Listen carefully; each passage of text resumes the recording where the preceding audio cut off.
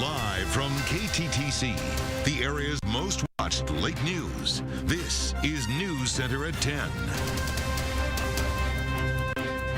Thanks for joining us tonight. A Rochester veteran and influential horse breeder was laid to rest in Oronoco this afternoon.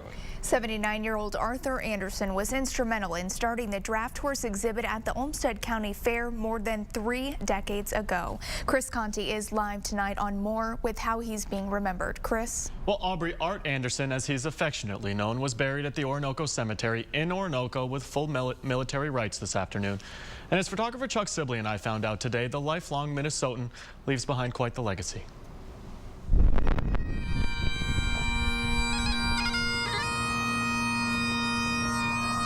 This was his dream. He has always wanted this, and the Clydesdale horses, bagpiper, the whole darn 9 yards.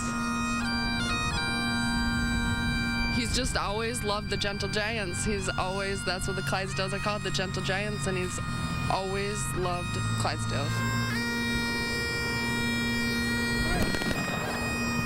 He would do anything for anybody, and so he would have been very proud that all of these people turned out to honor him today.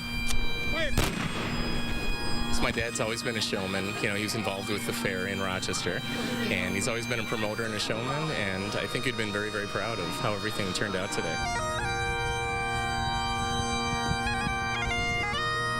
They loved him more than he loved them. He was so great. He would take any sick animal, and he would nurse it back to health, and that's just what he loved to do. He's touched a lot of lives, and a lot of people are going to remember him real fondly.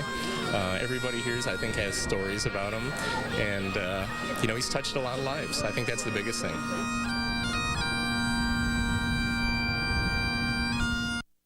Arthur died of natural causes last week. Aside from all the work he did at the Olmsted County Fair, he also fought in Korea and spent many years working for the post office. Live in the studio, Chris Conti, KTTC News Center. And we thank him for his service to our community. In other news